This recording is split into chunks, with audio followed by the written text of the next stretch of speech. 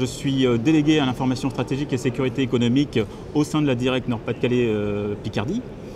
Et l'action, c'est dans le cadre, on va dire, de l'intelligence économique, de la sécurité économique, où on s'efforce de sensibiliser les entreprises aux enjeux sur l'information stratégique, notamment en partenariat avec d'autres services de l'État, que sont la gendarmerie et la sécurité intérieure. Quand on parle d'intelligence économique, l'enjeu c'est l'information stratégique.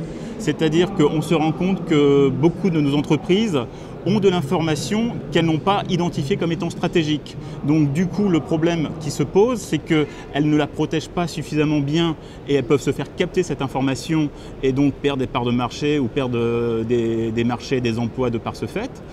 Ou alors, dans le cadre de l'intelligence économique, il y a aussi le fait d'aller chercher cette information stratégique. Là, on est plus dans de l'offensif, dans chercher des parts de marché par rapport à cette information stratégique. Ça, c'est un autre versant. Là, dans le cadre de l'intervention qui a été faite cet après-midi, on était bien dans la protection du patrimoine informationnel. Donc, c'est identifier son information stratégique et la protéger.